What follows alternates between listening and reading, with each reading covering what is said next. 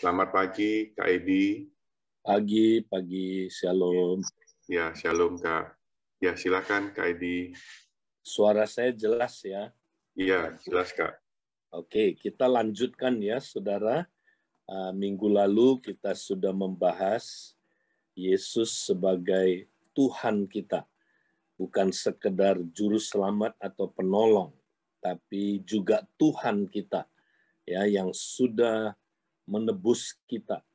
Ya, saudara, ini ceritanya ya seperti seorang tuan, saudara, yang mau memiliki budak.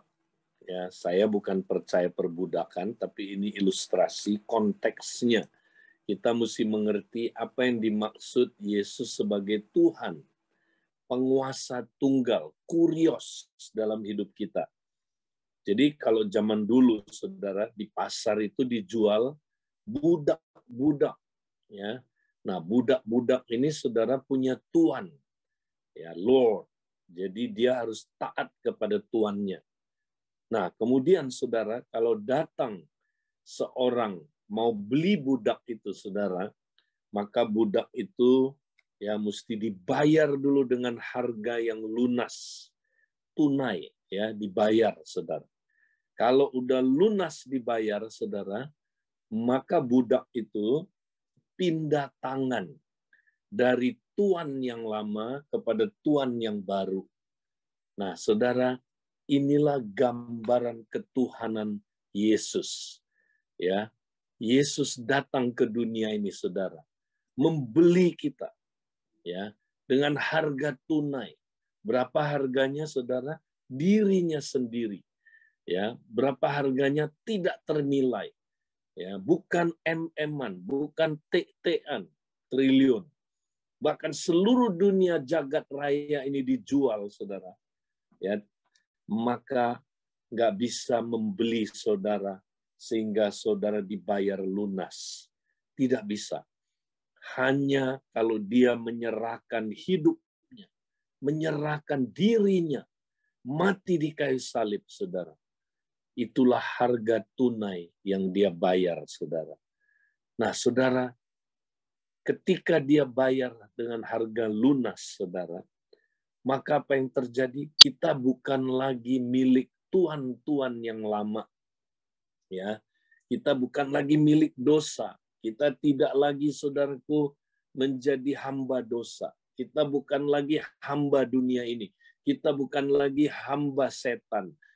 Kita juga bukan hamba hawa nafsu kita, saudara. Yesus sudah tebus kita. Dia bebaskan kita dari tuan-tuan yang lama. Tapi kita harus jadikan dia Tuhan kita, penguasa tunggal hidup kita. Sudahkah saudara menjadikan dia penguasa tunggal hidup saudara? Yang sudah membayar harga begitu mahalnya, saudara.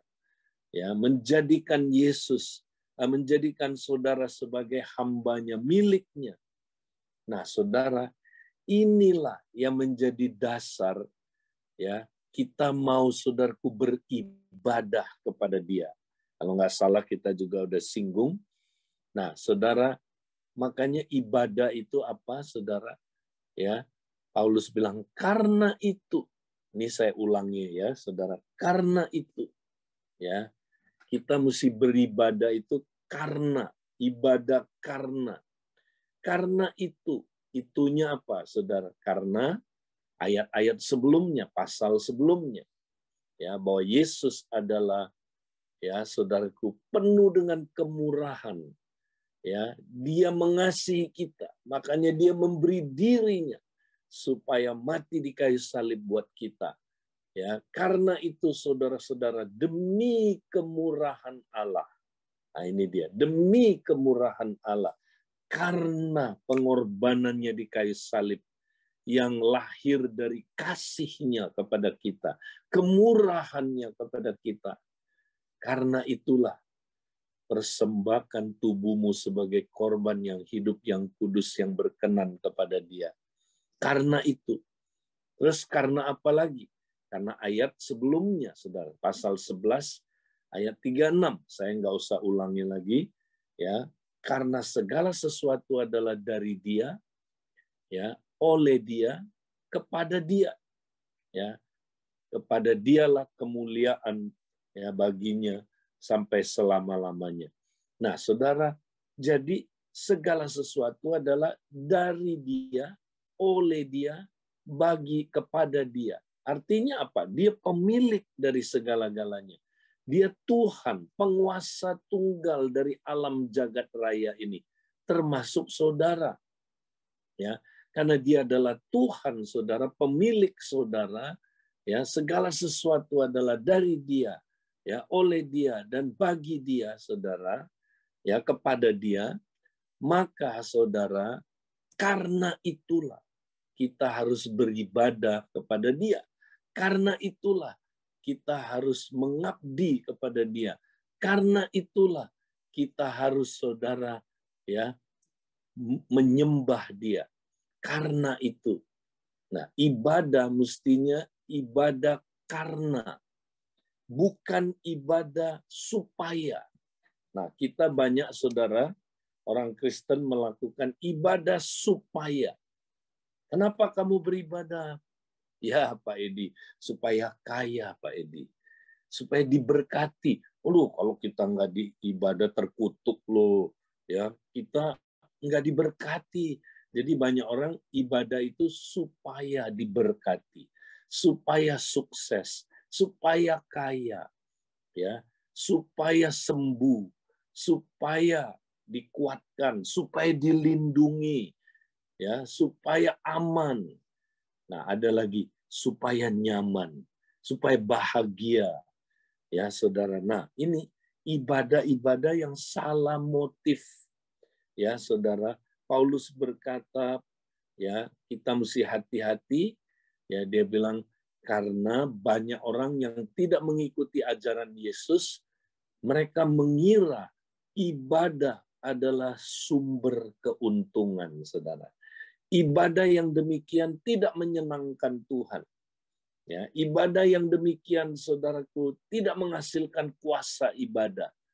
Ya, makanya banyak orang Kristen beribadah seperti ini, ibadah supaya, ya, hidupnya makanya nggak pernah melihat kuasa perubahan dalam hidupnya. Homoseks tetap homoseks, Saudaraku, ya, ya, praktek nipu tetap nipu, Saudara, nggak ada perubahan karena ibadahnya salah, ya, Saudara, motifnya salah.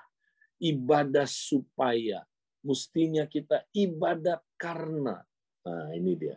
Karena apa? Karena Yesus juru selamat kita. Dia sudah mati di kayu salib. Dia sudah memberikan nyawanya kepada kita, memberi dirinya, apalagi yang kurang. Dia udah beri segala-galanya, ya, sebagai balasan yang pantas. Sebagai balasan yang pantas, ya, atas kasih-Nya itu kita beribadah kepada Dia, Saudara. Ini yang disebut ibadah karena. Nah, yang kedua, kenapa kita beribadah? Karena Dia adalah Tuhan. Dia pemilik segala-galanya, bahkan memiliki hidup kita. Dia Tuhan, penguasa tunggal hidup kita. Jadi saya mau beribadah sebagai apa? Ya, sebagai balasan yang pantas atas ketuhanannya, ya, karena Dia Tuhan, ya, saya layak apa? Saya menghambakan diri kepada Dia, mengabdikan diri kepada Dia, karena Dia Tuhan. Nah, Saudara, inilah ibadah karena, bukan ibadah supaya. Nah, itu yang kita, Saudaraku, saya kira saya lupa apakah kita udah bahas itu di tempat ini, ya, tapi intinya Yesus sebagai Tuhan. Nah, hari ini, Saudara, kita akan lanjut mempelajari secara prakteknya bagaimana kita mempraktekkan Yesus sebagai Tuhan. Ya, di dalam ketuhanannya, Saudara, udah ada kejuruselamatannya. Ya, jadi, Saudara, kalau kita bicara Yesus Tuhan, itu udah termasuk Dia adalah juru selamat, Saudara. Ya, karena ketuhanan ini tadi saya beri ilustrasi, dia membeli kita ya dengan harga tunai, itu ke juru selamatannya, ya, supaya kita, saudaraku, jadi miliknya. Dia jadi penguasa tunggal hidup kita. Nah, itu ketuhanannya, saudara. Ya. Nah, sekarang bagaimana kita mempraktekkan Yesus sebagai Tuhan dalam hidup kita, saudara? Bagaimana praktisnya, Pak Edi? Ya, kita praktek supaya betul-betul Yesus sebagai Tuhan. Jangan sampai nanti saya cuma berseru Tuhan, Tuhan, ya, Tuhan, Tuhan, tapi saya nggak taat sama dia. Panggil dia Tuhan, tapi nggak taat. Tuhan nggak taat. Nanti satu hari kelak, saudara, ketika pada akhir zaman, Tuhan bilang begini, ya, kamu tuh siapa? Kita bilang Tuhan, Tuhan. Ya, kita panggil dia Tuhan. Padahal Tuhan bilang begini, sorry, aku tidak pernah mengenal engkau. Tidak pernah, ya, bukan tidak mengenal. Artinya orang itu belum pernah selamat. Dia pikir dia selamat. Dia pikir dia udah panggil Yesus Tuhan, udah pasti selamat. Belum tentu. Ya, kita panggil dia Tuhan cuman mulut kita aja, saudara. Ya. Nah, Yesus bilang, sorry, aku tidak pernah mengenal engkau. Wow, ngeri kan, saudara? Makanya termasuk saya, kita mesti periksa hari ini. Apakah betul Yesus adalah Tuhan kita? Kalau dia betul Tuhan, saudara, kita pasti ya mau praktek tiap hari bagaimana hidup ya menjadikan Yesus sebagai Tuhan dalam hidup kita, penguasa tunggal hidup kita. Bagaimana caranya? Nah, mari kita lihat, saudaraku, ya, ada dua langkah yang saya mau bahas hari ini, bagaimana mempraktekkan ya hidup menjadikan Yesus sebagai Tuhan dalam hidup kita, saudara. Nah, yang pertama, saudara, kita baca dulu 1 Petrus 3 ayat 15a saja. Kuduskanlah Kristus di dalam hatimu sebagai Tuhan. Nah, ini penting, saudara. Kuduskanlah Kristus di dalam hatimu sebagai Tuhan. Nah, yang tulis ini siapa, saudara? Petrus. Nah, Petrus dulu orangnya semangat, saudara. Ya, dia pengen ikut Yesus. Dia pengen sungguh-sungguh, saudara.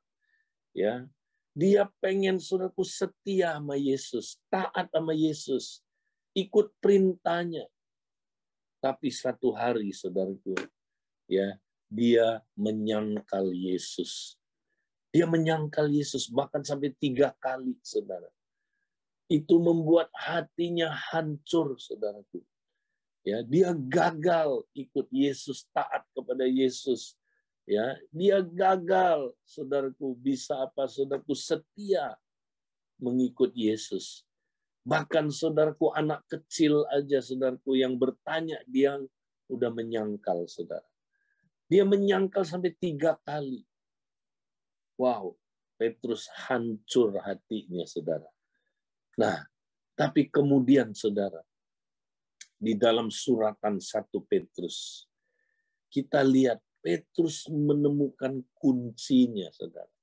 Ya, kenapa dia seperti itu, saudara? Kenapa dia nggak bisa setia sampai akhir taat sama Yesus? Ya, dia khotbah, saudaraku. Ya, di hari Pentakosta. Saudara tahu Petrus khotbahnya apa? Intinya, ya, di hari Pentakosta, saudara. Ya, dia bilang begini, hai Israel, kamu harus tahu, ya, Allah telah menjadikan Yesus ya sebagai Tuhan, Tuhan dan Kristus, Tuhan dan Mesias. Kamu harus tahu ini, dia adalah Tuhan. Ya, wow, saudara, dia dapat pencerahan di hari Pentakosta itu. Khotbah dia adalah Yesus adalah Tuhan, bukan sekedar hanya juru selamat aja, bukan sekedar ya hanya penolong. Ya, Yesus itu Tuhan, penguasa tunggal dalam hidupmu. Nah, makanya saudara, dia menghidupi itu sejak hari Pentakosta itu. Ya, kemudian dia menghidupi ya dengan pertolongan Roh Kudus, saudara. Akhirnya ya Petrus menemukan prinsip ini, saudara. Ya, kalau kita mau jadikan Yesus sebagai Tuhan kita, saudara, maka di sini dia kasih tahu kuncinya. Nah, kita mesti kuduskan Kristus di dalam hati kita sebagai Tuhan. Nah, ini kuncinya, saudara. Setelah Petrus ya praktek ini, saudara, lihat hidupnya Petrus. Waduh, saudara, benar dia seperti yang Yesus bilang, dia seperti rumah yang dibangun di atas batu karang itu, saudara.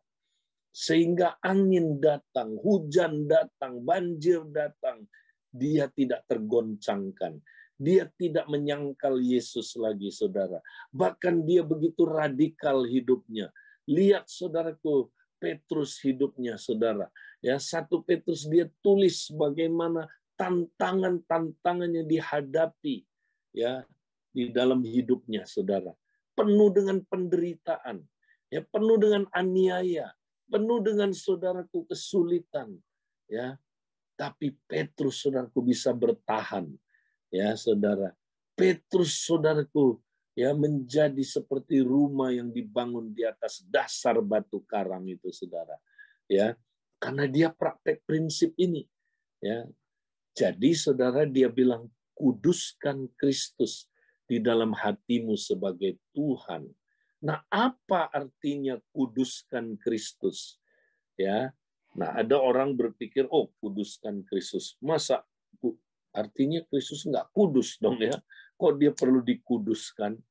Nah, saudara, bukan itu artinya. Nah, saudara mesti mengerti, ya, kalau orang Yahudi ngomong kudus, itu artinya apa?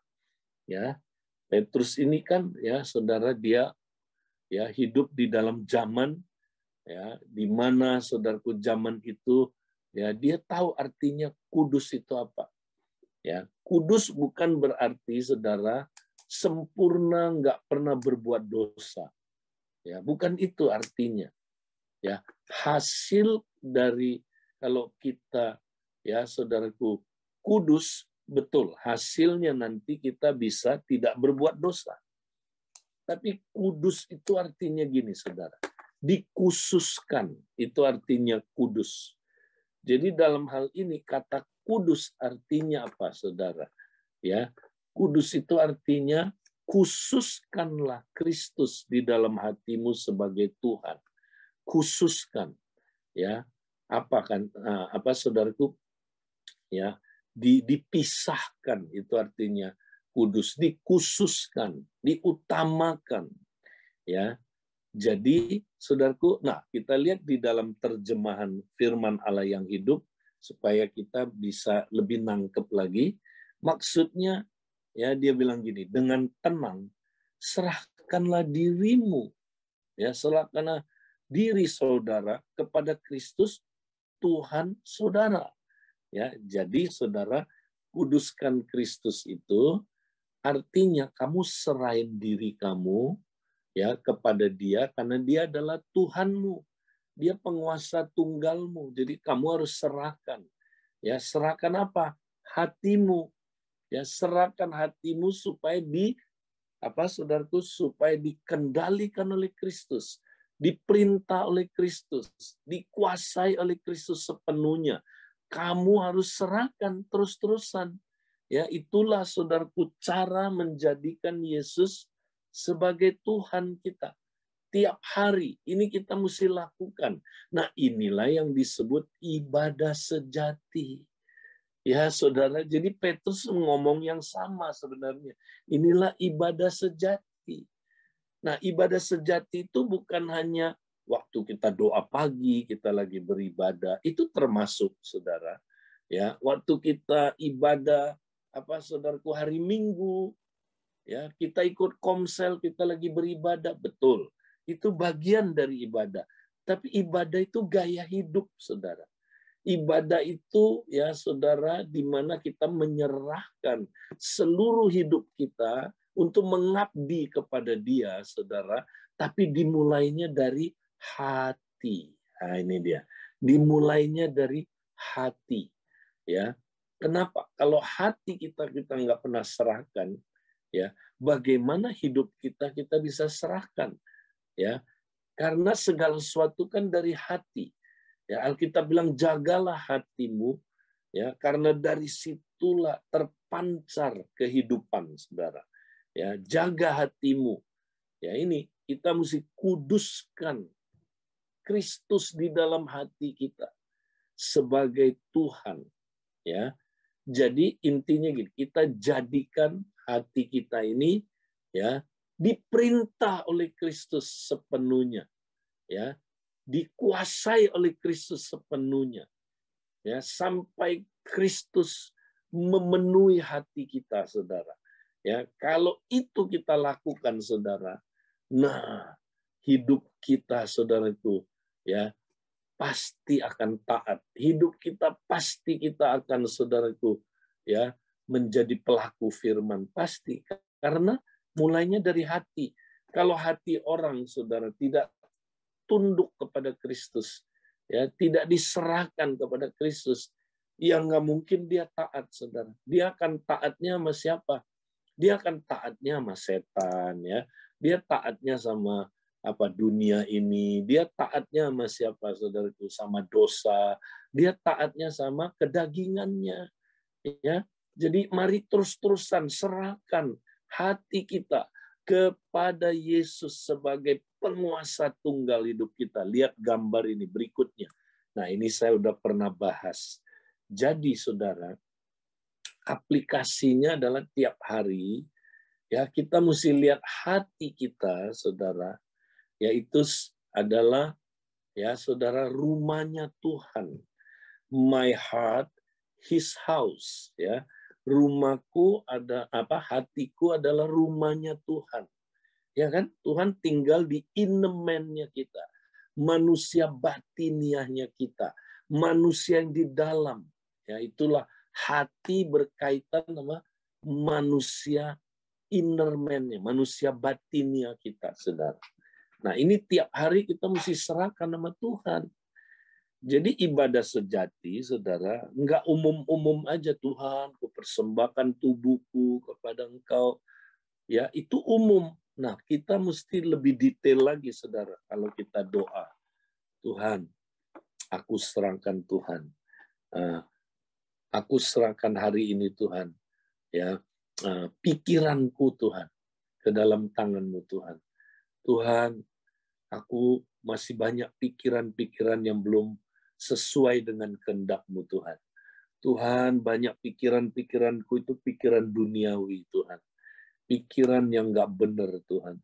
Pikiran yang melawan kehendak-Mu. Tuhan, aku tundukkan pikiranku. Ku persembahkan padamu, Tuhan. Tuhan, aku serahkan supaya Engkau yang menguasai pikiranku, Tuhan. Engkaulah Tuhan atas pikiranku, Tuhan. Tuhan, aku tundukkan pikiranku, aku serahkan pikiranku kepada Engkau, Tuhan. Tuhan, inilah Tuhan aku, Tuhan.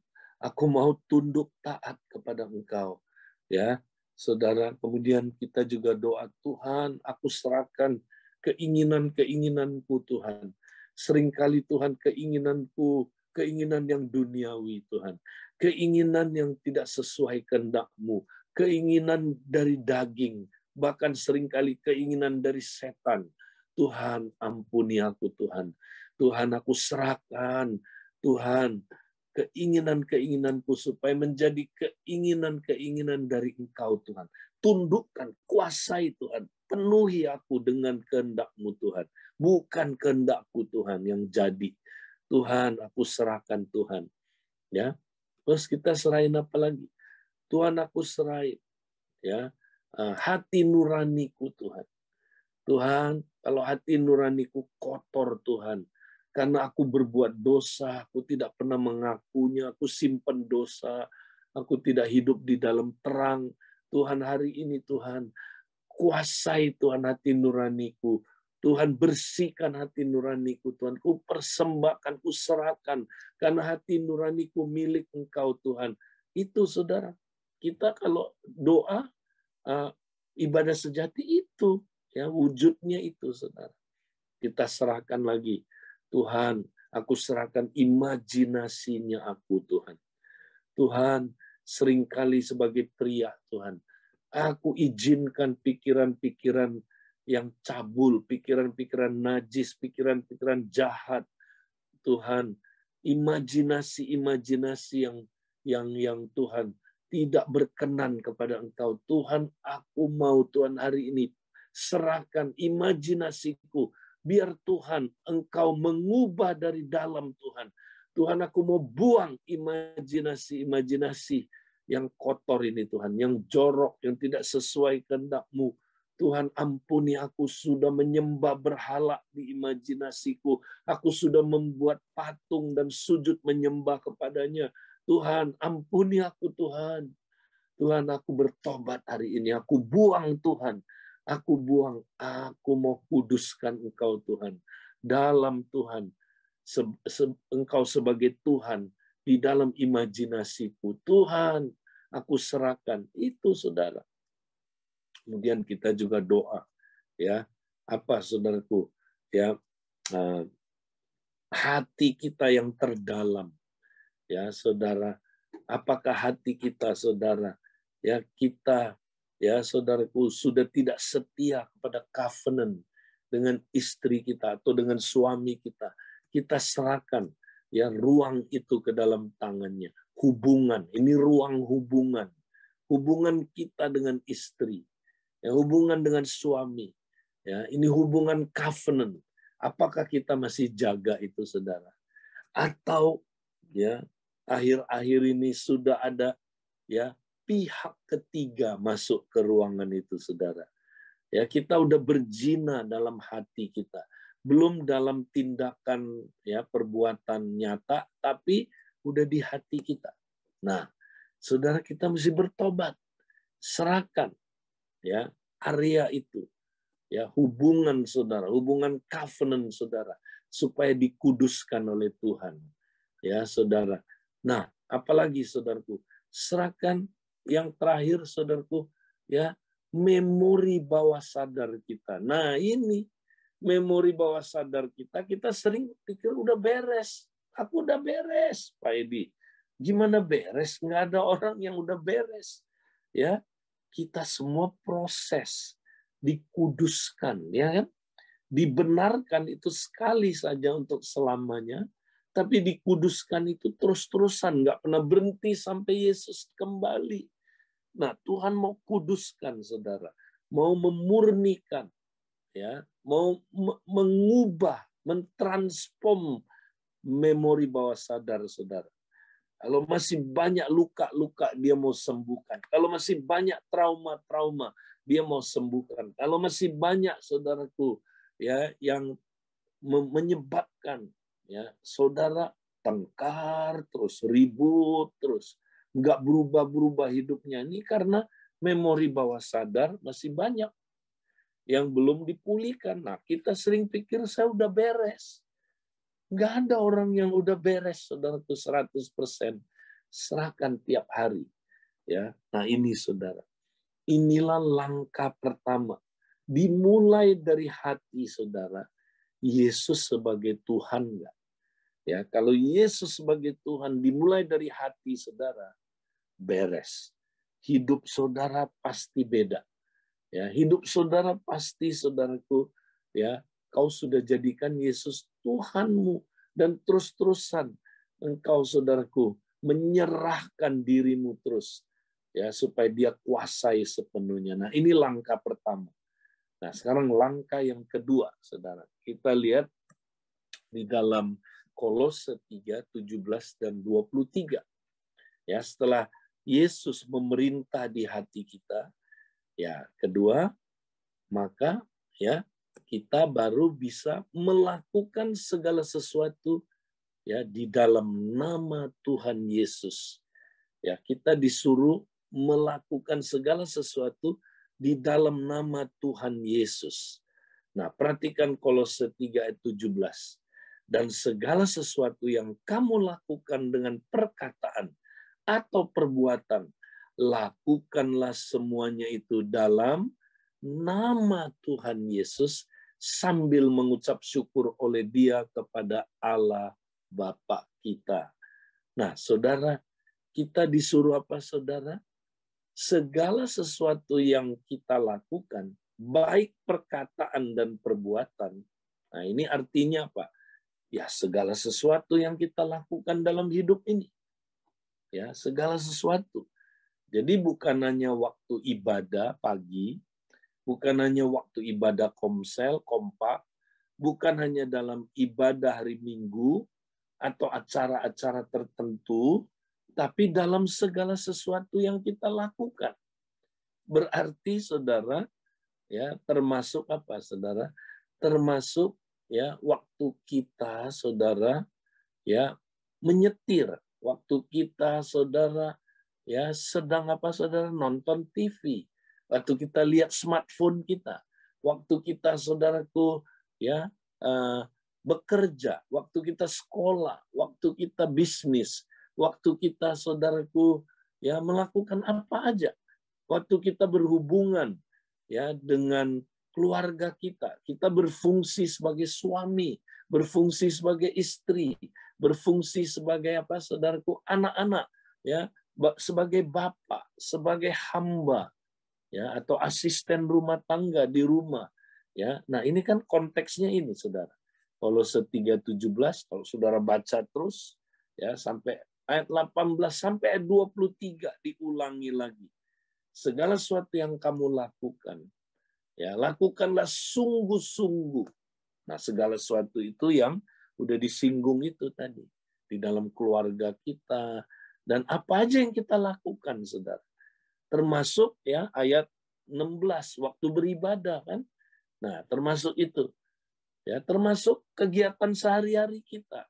Ya, lakukanlah semuanya itu ya dengan sungguh-sungguh seperti untuk Tuhan, bukan untuk manusia, apalagi supaya dilihat orang. Ya, jadi lakukanlah itu dalam nama Tuhan Yesus. Nah, ini penting, saudara. Ini nggak banyak orang Kristen ngerti. Ini ayat menurut saya ya, saudara. Ya, salah satu penuntun untuk semua perbuatan-perbuatan kita. Ini ayat yang paling penting, saudara. Tapi nggak banyak orang Kristen mengerti. Ya, apa artinya melakukan segala sesuatu dalam nama? Next, ya kan? Kita lihat berikutnya, saudara. Apa artinya melakukan dalam nama Tuhan Yesus? Ya, ya ini kurang satu, Tuhan Yesus. Apa artinya melakukan sesuatu dalam nama? Apakah artinya kita kalau mau makan dalam nama Yesus? Ya, Tuhan Yesus aku makan. Ya, mau nyetir pergi perjalanan kita sering doa dulu. Dalam nama Yesus ya kami pergi keluar kota agar enggak kecelakaan. Nah, itu dia kan, agar enggak kecelakaan. Ya, supaya tadi itu kan dalam nama Yesus ya aku pergi keluar kota supaya aman enggak kena Omikron. Ya, saudara, enggak salah kita harus ya, saudaraku, menjaga diri, nggak salah. Tapi apakah artinya cuma menyebut nama? Nah, ini dia, saudara. Menyebut nama. Ya, dalam nama Yesus aku makan, dalam nama Yesus aku nyetir, dalam nama Yesus aku bisnis, dalam nama Yesus aku investasi, dalam nama Yesus aku lakukan semuanya. Ya, apakah gitu? Ya nggak salah nyebut nama itu. Tapi bukan sekedar menyebut nama. Ya kan? Bukan sekedar menyebut nama. Ya, saudara, apa artinya melakukan segala sesuatu dalam nama Tuhan Yesus? Nah, ada dua arti, saudara, di sini. Yang pertama, bagian A. Ya, dalam nama itu artinya, saudara, kita mewakili Tuhan Yesus. Ya, kalau saya datang dalam nama Tuhan Yesus, artinya saya mewakili Tuhan Yesus. Ya, nah contoh aja, saudara. Ya, kalau Presiden Jokowi tidak bisa hadir dalam sebuah, ya misalnya peresmian, ya peresmian apalah gitu, saudara, dia biasanya utus menterinya atau seseorang yang mewakili dia, betul? Memberikan kata-kata sambutan. Ya, misalnya Menteri A, maka menteri ini datang, biasanya berkaitan sama apa yang diresmikan, ya kan? Kemudian menteri itu, ya, karena dia mewakili Jokowi, saudara, Presiden Jokowi, apa yang dia mesti lakukan? Ya, dia mesti bacain surat-surat, ya, surat apa, saudaraku, message, ya, pembukaan peresmian yang diberikan Jokowi. Dia nggak boleh, saudaraku, ya, dia mewakili Presiden Jokowi, tapi ya yang dia ngomongin beda sama yang Jokowi mau. Ya nggak boleh, karena dia mewakili. Nah itu dia, saudara, mewakili itu gitu. Ya, jadi kalau kita melakukan sesuatu dalam nama Tuhan Yesus, artinya kita mewakili Tuhan Yesus melakukan itu.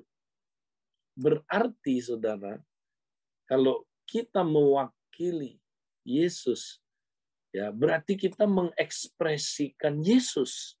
Kita apa, saudaraku, ya kita apa, saudara, ya mengekspresikan, ya atau apa, saudara, ya kita sebenarnya, saudara, ya merefleksikan Yesus juga, ya mengekspresikan dan merefleksikan Yesus, ya. Jadi kita sebenarnya mau bilang begini, ya, saya ini mewakili Yesus, ya melakukan ini, ya saya menjadi suami mewakili Yesus.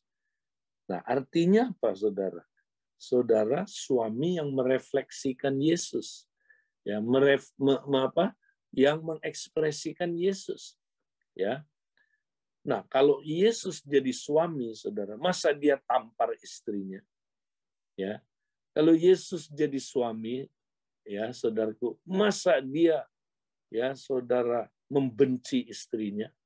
Masa dia, saudara, ya kasar sama istrinya? Masa dia, saudaraku, ya apa mengabuse istrinya? Nah, itulah, saudaraku, kalau kita melakukan, ya peranan sebagai suami mewakili Yesus, berarti kita mengekspresikan sifat-sifat dan karakter Yesus. Ya, kita, saudaraku, mewakili Dia. Jadi perbuatan kita, perbuatan yang sama seperti Dia, saudara. Perbuatan-perbuatan kita memuliakan Dia, bukan memalukan Dia. Karena kita mewakili Dia. Ya, saudara, banyak orang mempermalukan Tuhan. Ya, wih, Tuhan Yesus baik sekali. Dia pribadi yang paling jujur. Ya, dia luar biasa. Dia korupsi, saudara. Bikin orang maki-maki Yesus. Apa itu, lihat? Ya, orang ini katanya percaya Yesus, tapi korupsi minta ampun. Nah, itu memalukan Yesus. Tidak mewakili Tuhan Yesus, saudaraku. Jadi kalau saudara melakukan sesuatu dalam nama Tuhan Yesus, artinya saudara ya mewakili Tuhan Yesus. Ya, itu bagaikan gini, saudara. Merek dari satu produk itu apa, saudaraku, mencerminkan, ya merefleksikan apa, saudaraku, isi produk itu. Setuju? Ya, kalau saya bilang Toyota misalnya, ini contoh aja, saudara. Nah, ini yang bagus, ya. Toyota. Wah, kita udah tahu kualitasnya Toyota, saudara. Ya, karena merek, ya, nama, ya itu mengekspresikan standar produknya, saudara. Ya, kalau kita sebut Yesus, Saya mewakili Yesus. Artinya apa, saudara? Kualitas ya produknya, saudara, dijamin seperti ya saudaraku namanya. Kalau kita bilang saya mewakili Yesus, cong tipo. Gimana dong, saudara? Saya mewakili Yesus, saudara. Ya, tapi ternyata, saudara, ya katanya dia, mewakili Yesus.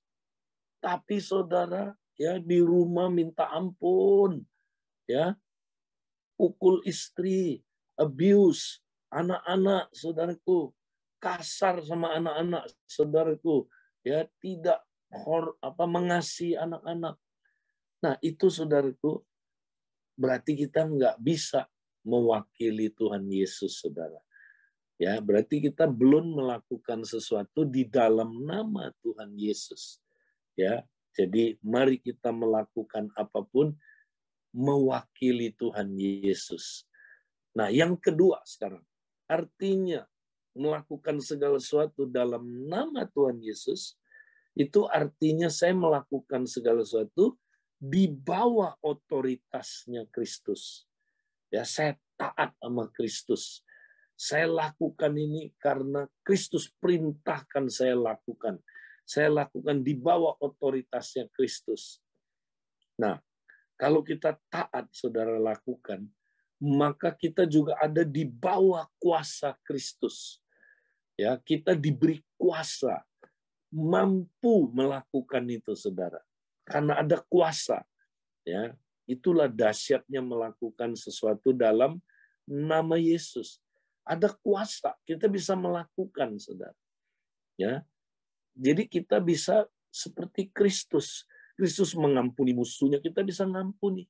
Kristus tahan menderita, kita bisa tahan menderita. Ya, saudara, Kristus, saudaraku, ya bisa mengasihi ya kita tanpa syarat. Kita juga bisa mengasihi orang lain ya dengan kasih yang sama.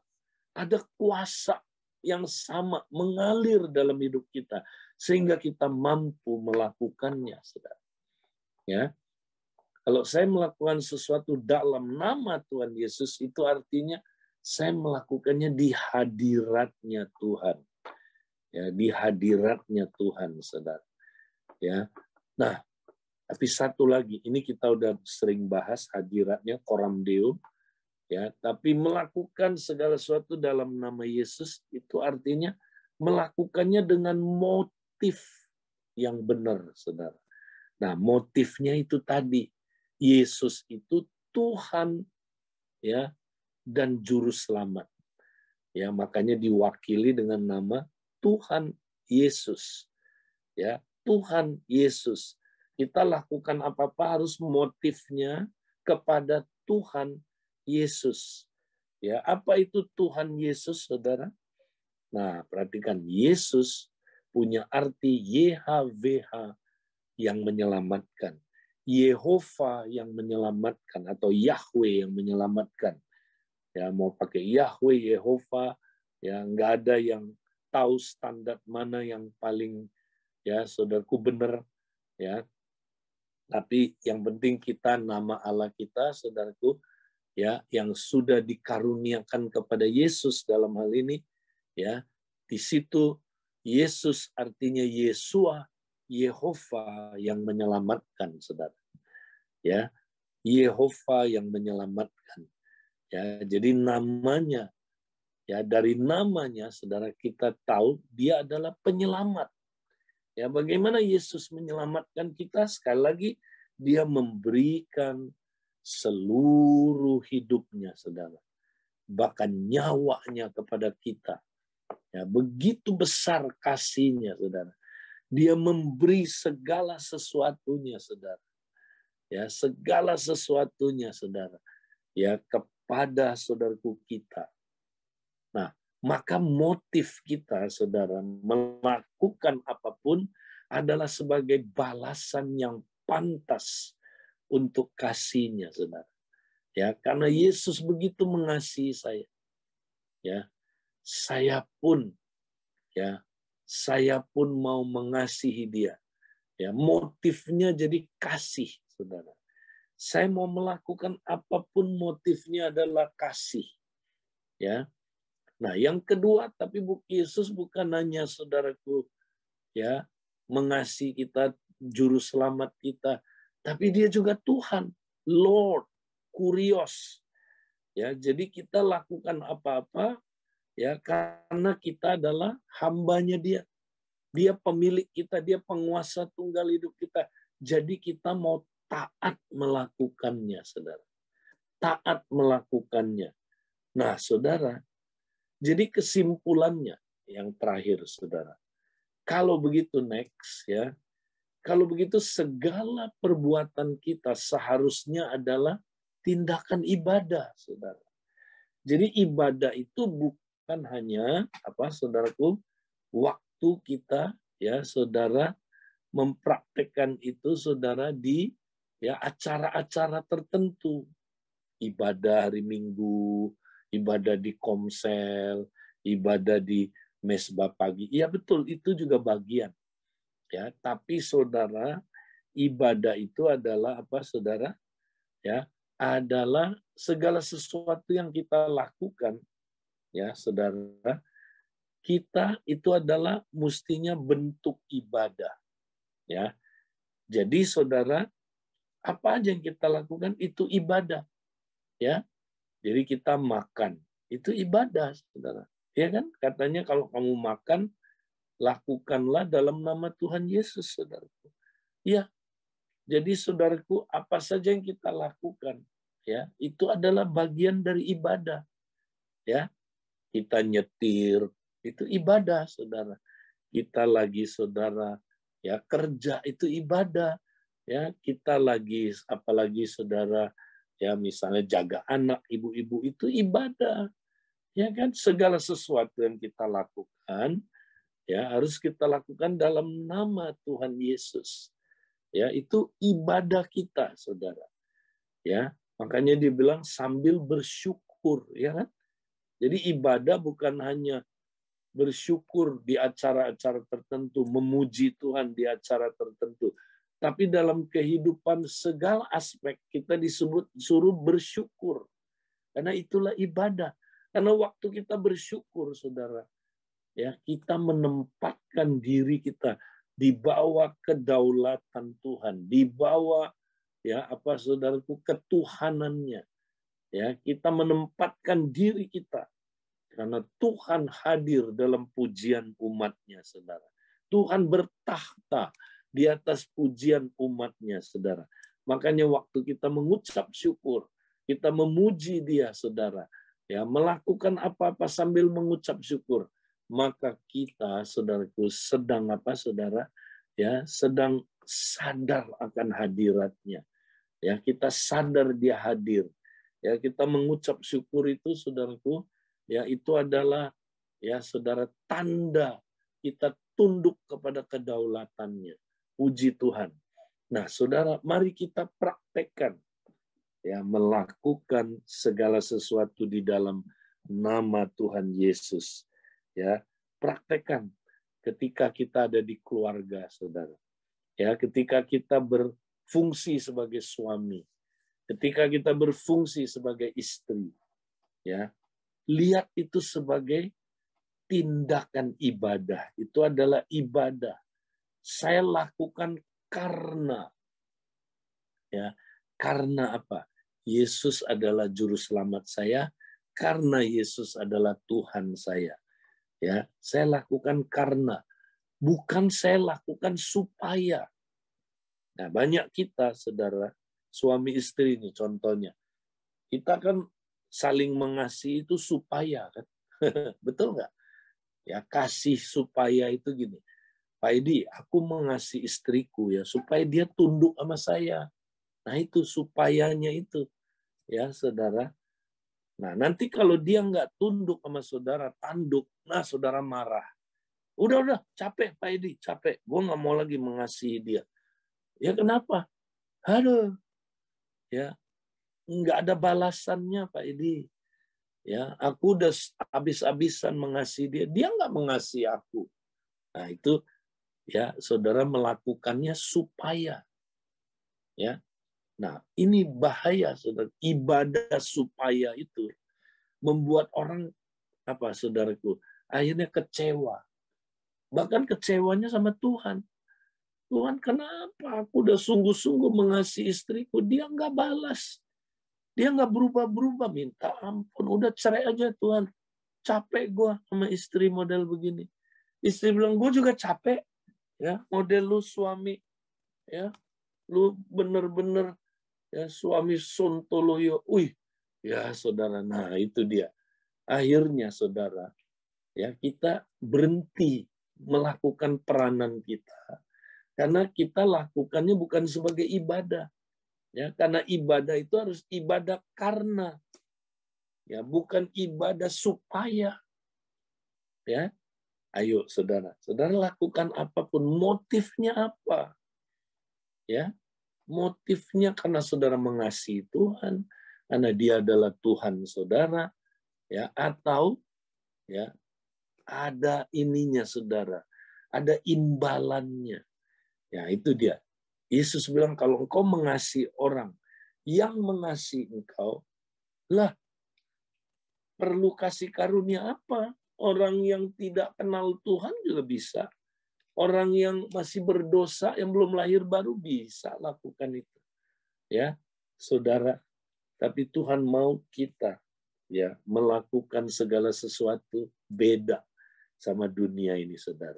Kita melakukannya dengan ibadah karena, bukan ibadah supaya, saudara. Ya, mari kita praktekkan ini. Gimana caranya? Ya praktekkan aja, saudara. 2 langkah ini, saudara. Ya, pertama tiap hari terus persembahkan diri kita, saudara.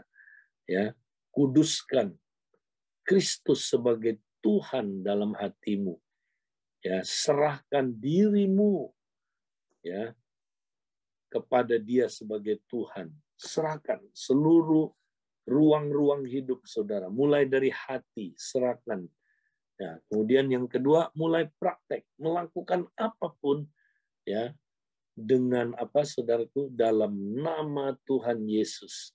Ya, dengan mewakili Dia dan di bawah otoritas Dia, saudara. Ya, kita melakukannya, saudara, dengan kuasa Dia, ya, di hadiratnya, dan dengan motif yang benar. Motif ibadah yang benar, saudaraku. Ibadah karena, bukan ibadah supaya. Tuhan memberkati saudara. Saya mau doakan saudara hari ini. Siapa yang mau praktekkan ini dalam hidupmu, saudaraku, mari kita berdoa. Tuhan, terima kasih kami sudah dengar firman-Mu, Tuhan. Tuhan, kami percaya Kau adalah Tuhan kami, penguasa tunggal hidup kami, yang sudah membeli kami dengan harga tunai. Tuhan, kami milik-Mu, karena itu kami mau taat, beribadah kepada Engkau.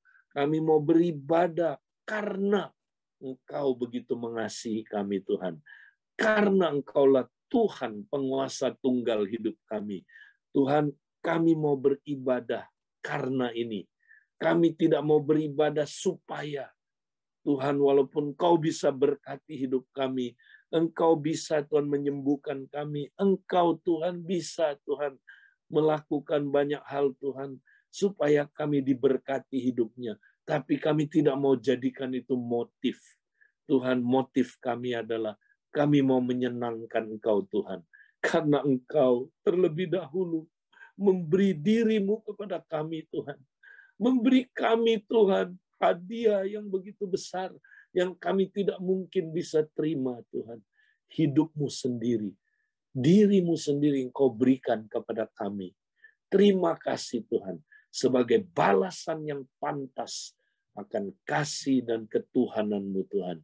Kami mau taat kepada Engkau, beribadah kepada Engkau. Dalam nama Yesus, kami berdoa dan mengucap syukur, Tuhan. Amin. Amin. Baik, saya kembalikan sebentar, saudara. Kalau saudara harus tinggalkan karena melakukan kegiatan, silakan.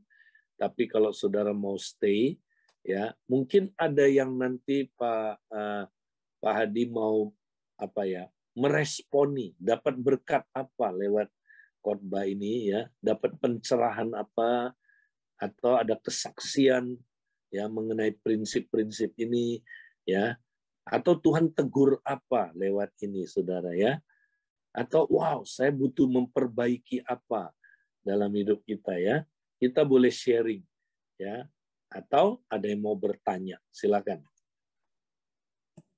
Ya, silakan Bapak Ibu bisa langsung open mic ya buat yang mau meresponi apa yang Tuhan ingatkan hari ini, ataupun ada yang mau bertanya ya, silahkan ya.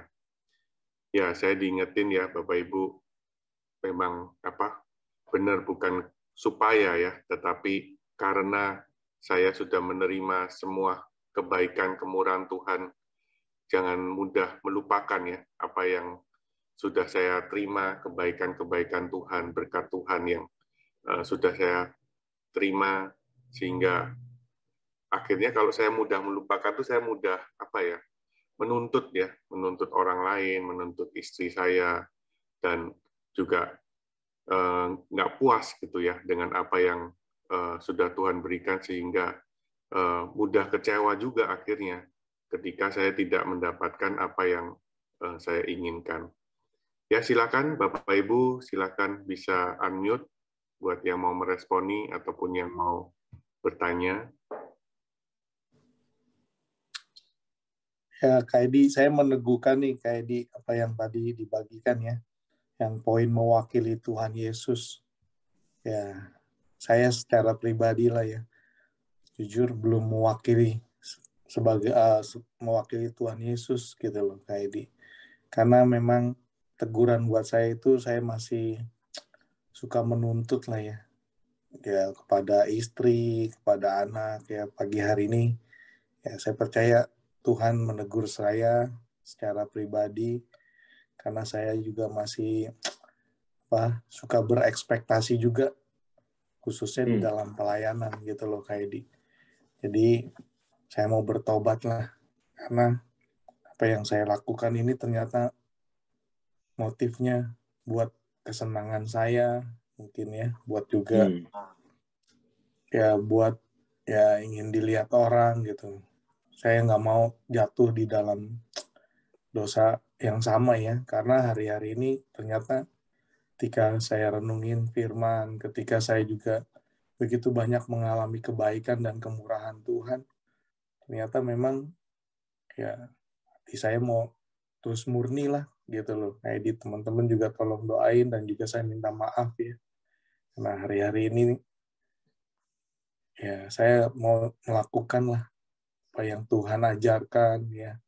Karena selama ketika saya melakukan apa yang saya mau tidak sesuai, itu yang membuat saya juga bisa kecewa, bisa juga marah, bisa juga saya juga nggak ada kegairahan lagi gitu loh. Kayak hari ini saya ditegur, benar-benar merasakan ya, karena saya harus motifnya karena ya, bukan supaya. Kalau saya lihat juga ada orang yang saya layani nggak berubah, terus juga memancing emosi saya gitu. Capek deh langsung ya. Kayak aduh, gitu langsung. Karena hanya capek yang kayak pernah bagiin 4L ya, itu letih, lesuh ya, lemah gitu loh, toy gitu ya. Makanya aduh, saya kayaknya gitu. Tapi hari ini saya mau memperbaiki lah gitu kayak ini, supaya lebih menghidupi di bawah otoritas. Artinya saya mau mensamitkan diri saya ya terus ada di bawah otoritas Tuhan ya, ada kuasa Tuhan yang menyertai saya, bukan pengalaman saya. Terus juga saya mau merasakan lagi hadirat Tuhan gitu loh, karena kalau apapun yang saya lakukan tanpa di dalam hadirat Tuhan itu saya kayak keluar dari rencana Tuhan gitu loh kayak.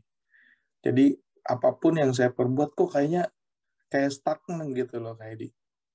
Kok kayaknya pelayanan seperti ini ya, terus juga pekerjaan seperti ini gitu. Itu sih Kak Edi. Terima kasih Kak Edi, saya sungguh diberkati. Oke, baik. Ada lagi, saudara? Thank you, Yongki udah meneguhkan, ya, menceritakan apa yang dia dapat. Ada lagi, saudara, yang mau sharing apa yang dia dapat, ya, kebenaran, teguran, perbaikan yang saudara dapatkan, silakan. Nah, ini namanya saling membangun. Oh, ada Pak Abraham, ya. Ya, pagi Pak Edi. Silakan Pak, apa yang didapat hari ini? Saya dapat hari ini, saya diambil. Jadi saya patuhin aja. Begitu juga kalau kita mau menuruti kehendak Tuhan. Kita suka mute sendiri, tidak mau ikut. Padahal Roh Kudus selalu on-mute kita loh. Nah, saat itulah kita menyangkal diri, kita percaya pasti ada baiknya. Apapun yang saya dapatkan, saya percaya. Dengan jujur kita sampaikan jadi berkat. Gini loh, suka menyalahkan orang itu menjadi penyakit saya. Terutama orang paling dekat. Karena itu yang paling gampang. Melihat kesalahan orang itu paling gampang. Iya, iya. Gampang sekali loh. Orang begitu baik pun kita masih ada aja salahnya. Nah, hari ini saya mau balikin keadaan. Jadi mulai saat ini, kalau saya lihat orang punya kesalahan, saya anggap itu kesalahan saya. Yang gampang. Ya itu ikutin aja, menyangka diri setiap saat, bukan ikutin kehendak kita, tapi lihat hal juga. Kan kita dipimpin Roh Kudus ya Pak Edi ya. Pasti kita paham, kita kan bukan enggak mau seco, bukan. Kan tiap hari kan kita koram bio, kita dapat banyak hal, kita renungkan, kita jurnal pagi, jurnal malam. Nah, saya percaya dengan sederhana, Roh Kudus pasti memberi kita kepekaan. Jadi tidak bisa lah. Bisa pasti menyalahkan orang, tahu-tahu Pak Hadi. Pak Hadi. Sekarang udah lagi ya. Derajat menyangkal diri dengan hal-hal kecil. Saya percaya Tuhan mampukan saya dan mampukan kita semua, komunitas yang diberkati Tuhan, saling meneguhkan, saling menguatkan. Terima kasih Pak Edi, terima kasih teman-teman yang saya juga diberkati. Maju Pak. Jadi Pak Abraham terus lakukan bagiannya Pak Abraham ya. Orang itu mau berubah, tidak berubah, ya kita nggak mau terganggu. Karena bukan motif kita bukan itu. Motif kita hanya mau menyenangkan Tuhan. Taat kepada Dia, lakukan bagian kita yang tadi ya ayatnya tanggung jawab. Kita tanggung jawab bagian kita. Ya. Nah, kalau kita lakukan itu ada kuasanya Pak. Karena kuasa Tuhan mengalir, kita mampu melakukannya dan ada sukacita. Ya. Karena ya apapun yang kita lakukan, kalau kita ya dasarnya karena kita mau berkorban, ya, ada sukacita yang luar biasa dalam diri kita, saudara.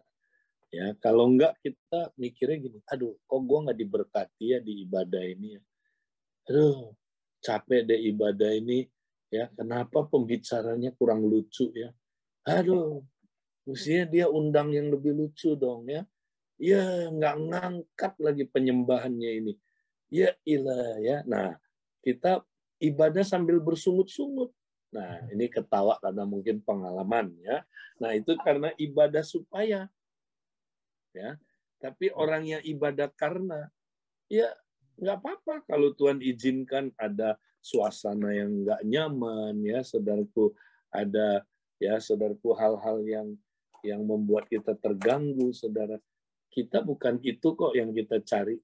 Kita mau sungguh-sungguh, ya kita nggak cari nyaman. Kita mau menyenangkan Tuhan. Kita mau saudara taat kepada Dia. Puji Tuhan. Ya, ada lagi?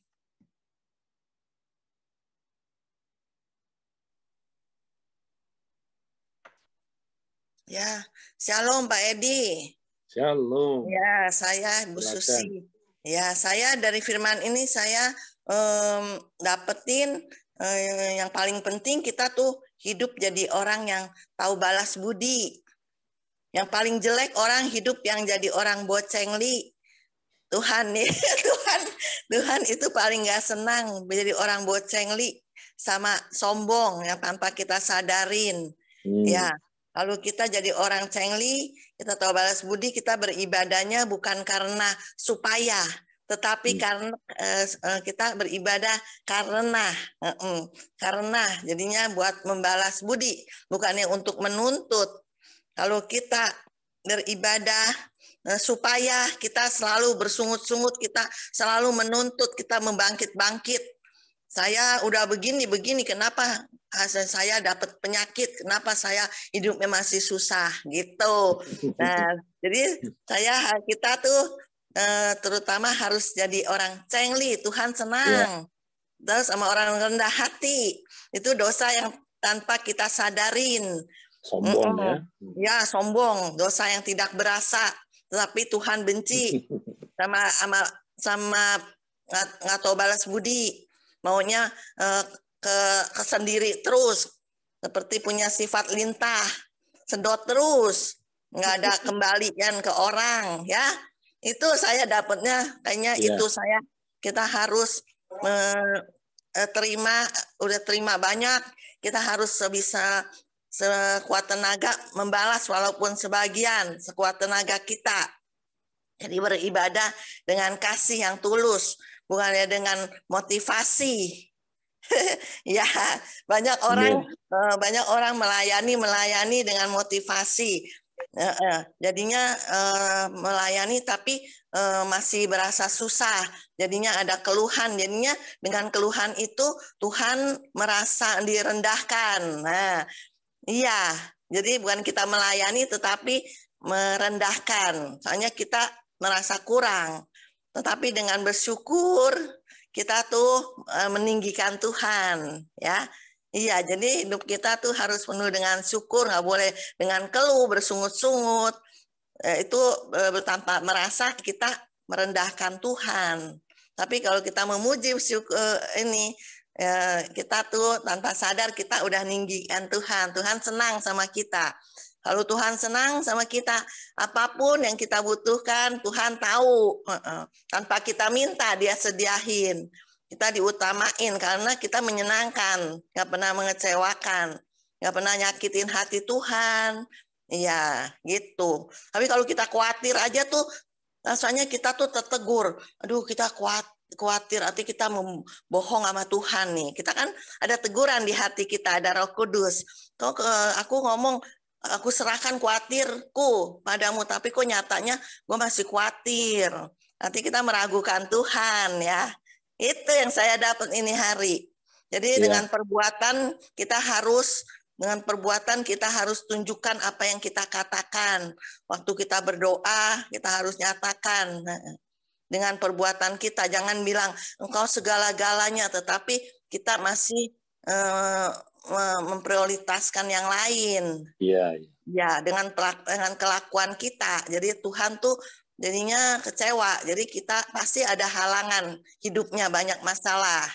Soalnya apa yang kita lakukan, apa yang kita lakukan kesalahan, pelanggaran, dosa gitu ya, kejahatan, itu ada konsekuensinya, ada akibatnya, tapi kita nggak sadar. Ya, ada dosa yang kita susah sadarin. Ya, itu saya dapat. Ya dah. Ya. Terima kasih, Pak Edi. Ya. Puji Tuhan. Ibu ini kayaknya calon pengkhotbah juga. Iya. Oke. Baik, Bu. Thank you sharingnya ya. Nah, saudara, mari ya kita kalau dengar firman, kita semua ya dapat ya kita ditegur, kita perbaiki, dan kita mau taat kepada firman Tuhan. Baik, karena waktu mungkin ya saya serahkan kembali ke Pak Hadi ya. Silakan Pak Hadi, mungkin ada pengumuman atau apa, dan kita akan ketemu lagi minggu depan. Tuhan memberkati. Hari Senin depan ya teman-teman, kita akan dapat impartasi lagi dari KI. Oh ya, jangan lupa saudara, kita tanggal 26 ada ya solusi kehidupan buat wanita ya. Jadi ibu-ibu ya saudara-saudara yang ya ada wanita yang membutuhkan ini, ya mereka membutuhkan solusi kehidupan, bawa mereka, ajak dalam ya acara yang luar biasa yang akan kita gunakan untuk kita memberkati wanita-wanita, dan dilanjutkan nanti dengan pemuritan wanita. Tuhan memberkati. Ya, saya kembalikan. Ya, sudah 120 peserta wanita kalau nggak salah, Edi, yang sudah daftar untuk WB, ya. Dan Puji banyak Tuhan. yang antusias ya untuk melayani sebagai konselor wanita. Kita pria-prianya juga lagi mempersiapkan untuk kita melayani ya suami-suaminya di dalam itu SK ya, Solusi Kehidupan tanggal 26 Maret. Ya, bersyukur juga Tuhan kirim kemarin ya, ada Pak Abraham di sini ya, terus ada Pak John yang dari SK yang kemarin ya, yang pria sejati. Ya, makasih Kak Edi buat sharingnya. Sampai ketemu. Tuhan makasih Kak Edi, makasih Pak Adi.